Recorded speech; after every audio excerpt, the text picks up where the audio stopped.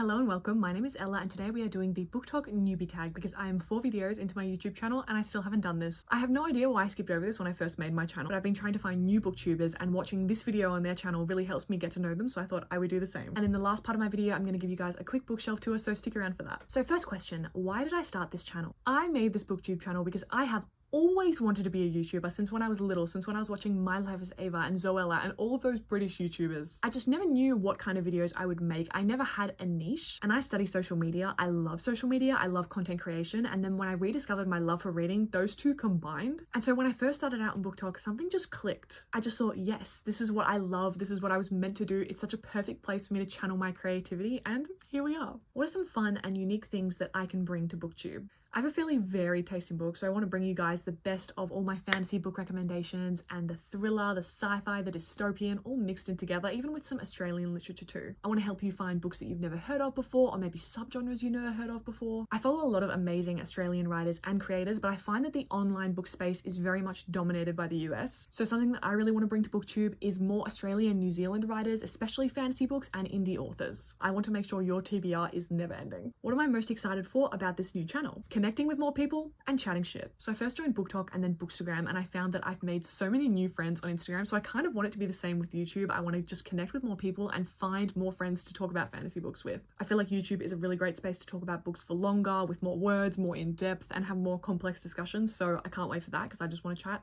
all my shit. Why do I love reading? Lots of reasons. I read to escape, but I think more importantly, I read to gain new perspectives. I think that's my favorite thing about reading. It's gaining new insights into people, places, themes, issues that I just might have had no idea about before. It's learning, but in a very personal and emotional way. I love connecting with characters and finding myself in them. I love analyzing and overanalyzing things like language and place and setting and dialogue. The literature student inside of me loves critiquing things, but I also love reading for fun, and fantasy is just so much fun. I love dragons. I love mythical animals, I love kingdoms, I love princesses. I just love reading all of the unique ideas that authors are able to have, especially with magic systems. It's one of my favorite things to read about. I think reading lots makes me a more well-rounded person, and I also think it makes me a better writer. What book or series got me into reading? There were sort of 3 eras for me. I started with Harry Potter, like most people, and then I went into my Hunger Games, where I was writing fan fiction before I even knew it was fan fiction. I was unhealthily obsessed with that series, and I think it really brought out the inner reader and love for writing in me. I didn't read anything but school books for most of high school, but then when I got back into fantasy, it was the Grishaverse series that really got me there, and also The Cool Prince and Vicious by V.E. Schwab. What questions would I ask my favorite booktubers? So I'll put them all around the screen. I would firstly ask them which book is the first book that comes to mind when someone who doesn't read much asks them what they should read. Because I find it very, very difficult to do this, especially as someone who likes fantasy, because I think recommending these huge epic fantasies to people who don't really read that much is a bad idea. And then the second question I would ask them was, what has been their favorite moment of their entire content creating journey? What was that moment that just stood out as such a highlight or really rewarding? What challenges do I think starting a booktube channel will be the hardest to overcome? Easy, editing. My biggest problem is that I have no patience and I tend to burn out very, very easily. I work in these big creative bursts where I have so many ideas and I have so much inspiration, and I go and I film and I'm so excited, and I get to editing and then maybe 5 minutes into the video, I'm bored. And it's not that I'm bored with my own video, it's like when you binge a series that you really love and you just watch too much of it in one day and you're like, I have to take a break from this. So consistency, I think, is the real problem here, because I took kind of a 2-month break. I was in uni, so that was a lot harder to make videos, but now I'm out of uni and I'm really hoping that I can get more consistent with my editing. It's much harder on YouTube because on TikTok you can film a video and edit it in a few hours and just post it every night. But I think I'm really excited for the challenge. I think I'm really getting the hang of editing. I'm doing it on CapCut and I try to mostly do it on my laptop, but it's hard moving videos around. When did I start reading? Since I was very little, I've loved books. I would force my dad to read me the same book over and over again until I basically knew it off by heart. And I read all through primary school. I was always a fantasy girl. I loved Narnia. I loved Delta Quest. I loved Harry Potter. But then my favorite series pretty much mirror images of each other: Diary of a Wimpy Kid and Dork Diaries. They changed me as an individual. I think I could also recite most of those books word for word just because of how often I would read them. And the Diary of a Wimpy Kid books are still going. Like, hasn't bro moved out of school yet?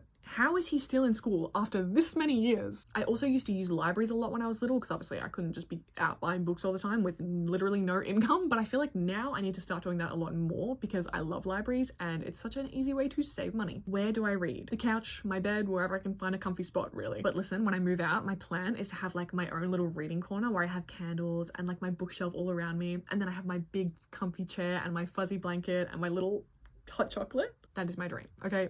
My dream. What kind of books do I like to read? Character-driven books with insane plots. I really like to have an equal amount of both. If I don't care about the characters enough, it doesn't matter how strong the plot is. And if I really love the characters but they're not doing anything the whole time, I can't read it. I really like reading characters who have been put through the absolute ringer because they are always so complex and the development, you just know it's going to be good. But it's even better if you're not sure if they're going to become bad or good or their morals just in that grey area. I also really like combining genres, and what I mean by that is your science fantasy, or you have your fantasy book with tropes from mystery or thriller or crime, like detective fiction where you have murder mysteries. I just love when those kind of plots are put in a fantasy world so you can see how that interacts.